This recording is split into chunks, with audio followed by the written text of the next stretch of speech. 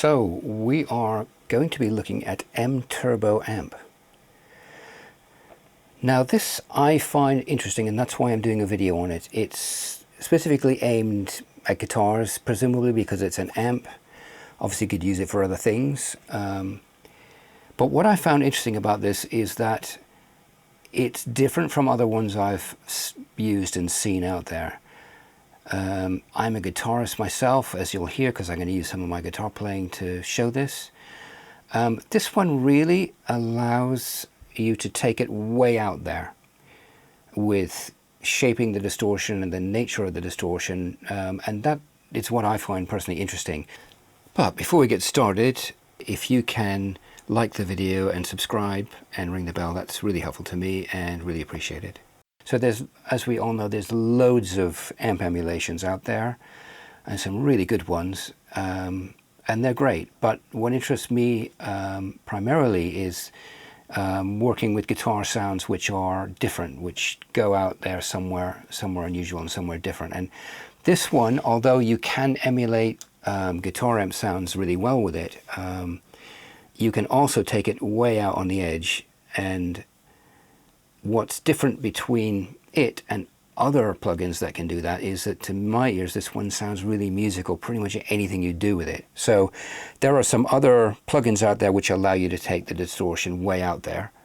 That aren't necessarily amp sims and so forth, but take it much further out than that.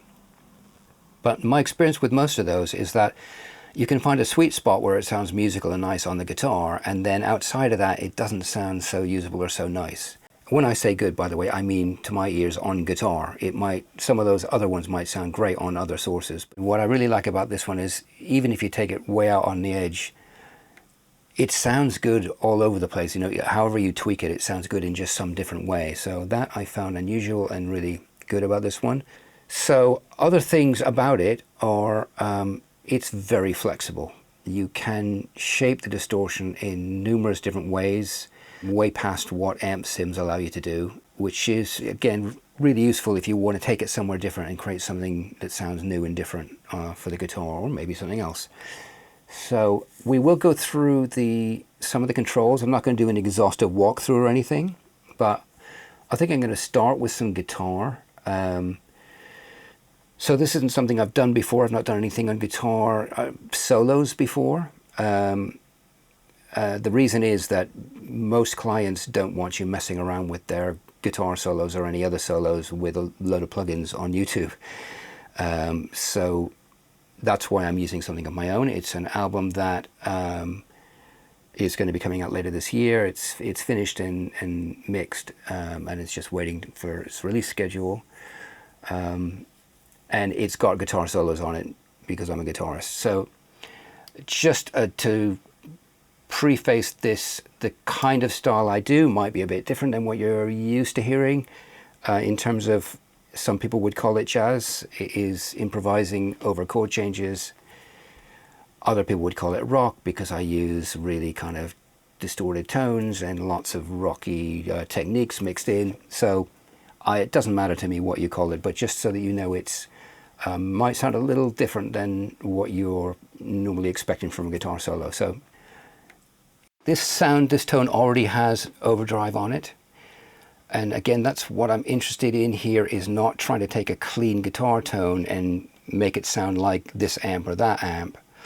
I'm more interested in taking a tone that's already there and turning it into something else interesting and different. So that's why I've started with a tone which is already got some overdrive on it. So let's have a listen to it without, then we'll bring that in and try some different presets that I've made. And then we can mess around with the controls and see what we can do.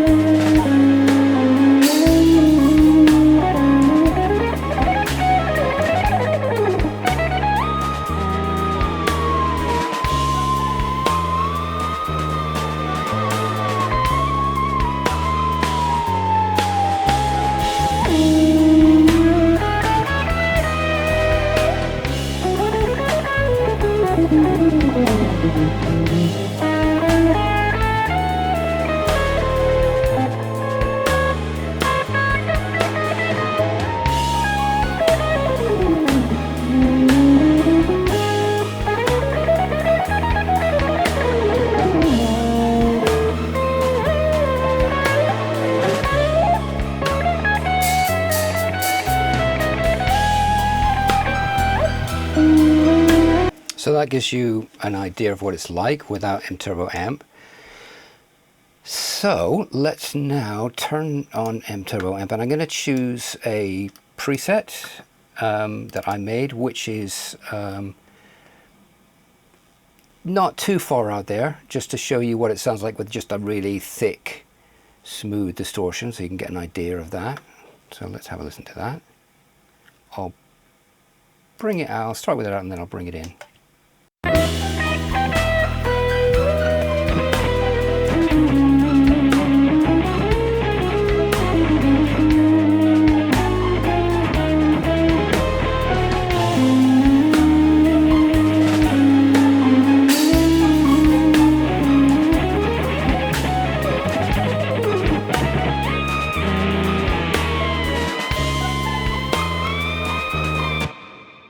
So you can hear like it's seriously distorted, but nonetheless it's tight sounding. It's not like messy all over the place, and a lot of distortion I would find by the time you had that much distortion on it, it would be like pretty much a mess.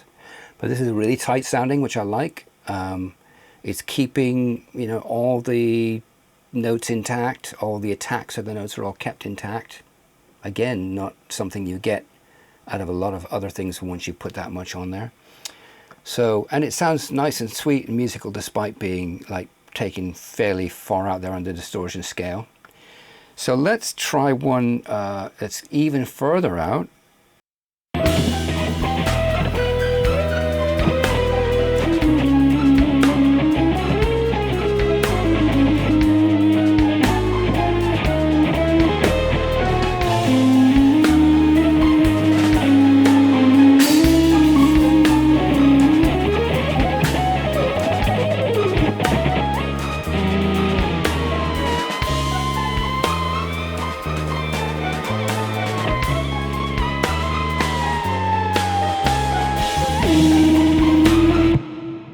So that not, again, it's still within the realm of you know, like super distortion amps and so forth, but sounding nice and again tight and controlled, which is good. I'll try another variation on that one.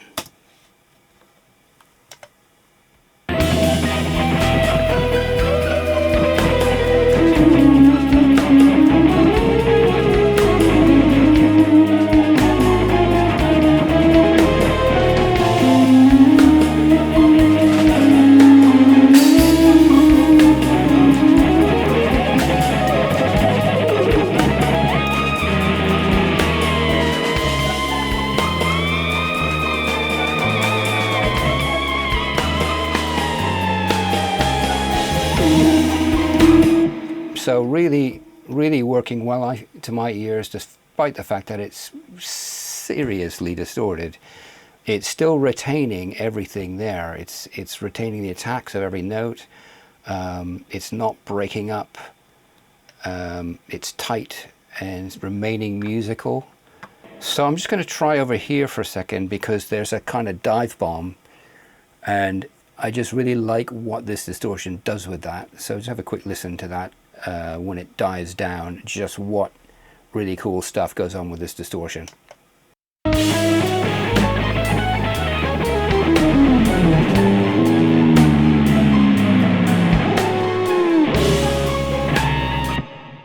So really nice, cool tonal textural stuff going on. Again, not something I hear coming out of a lot of these kind of plugins. When you push them out on the edge, it tends to just break up and become a mess, and this one is really holding it together, and so you get those really nice interesting textures happening during some of those passages. So let's move on to a couple of other presets, and then we're going to have a look at some of the controls. So let's see, what else have we got here. Let's try one that's a little bit further out there.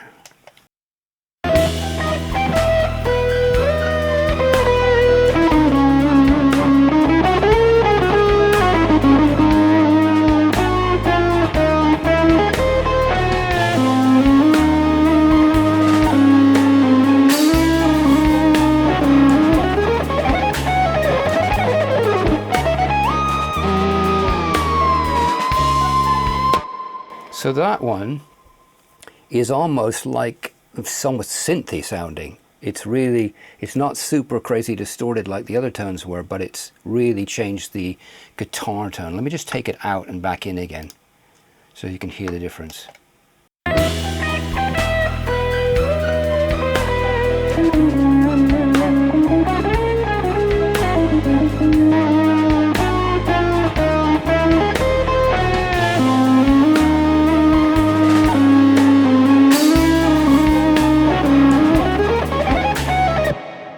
So you can really hear that it's really reshaping the wave shape of that note significantly, and to me that's quite interesting and exciting and cool.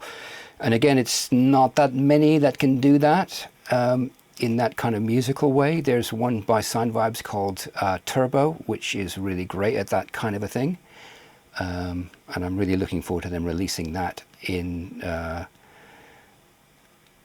a VST3 format, which currently it's not available, but they've told me that it will be, so that'll be great. But that one's really good within this same kind of area of really reshaping the tone without it sounding necessarily like you've put, 3 bucket loads of fuzz on it. Not that there's anything wrong with 3 bucket loads of fuzz, absolutely great, but just, this is a different kind of approach. So let's see what we've got here. Let's try this one, which is again something that's taking it a little bit further out there.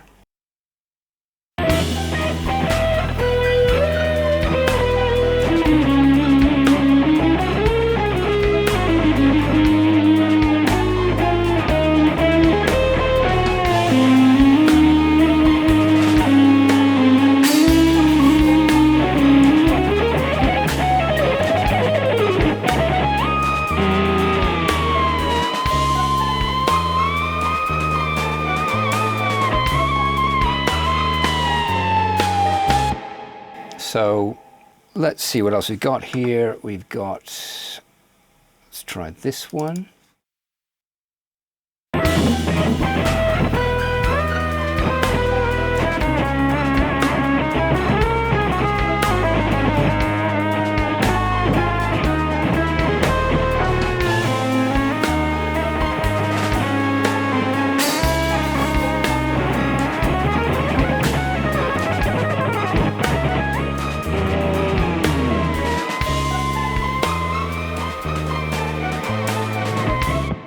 Let's have a listen more over here again.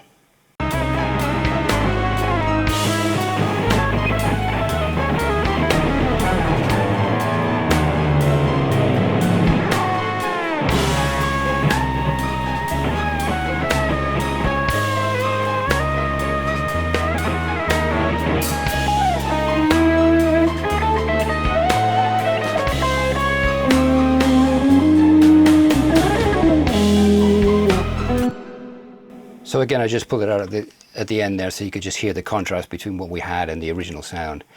So that's another one that is really pulling it way out there too, which is a very different kind of tone. So let's have a look now at some of the controls here. I'm not going to do a huge walkthrough, but just to give you some ideas of how it works. And I can't say that I've had the time, because this is really new, to really go into it fully.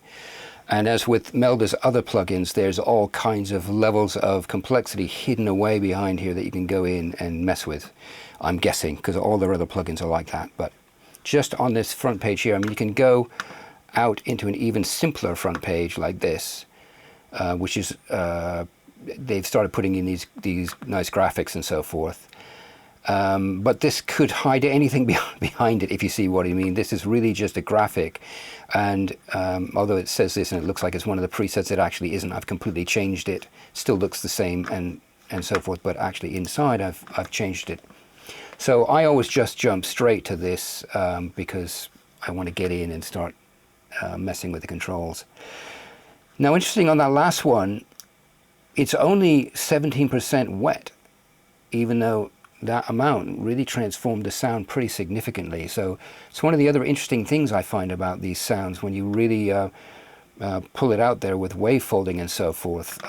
Combining it with the original, it combines in such a way that it sounds like it's part of it rather than an extra thing. attached to it, which is also really, really good.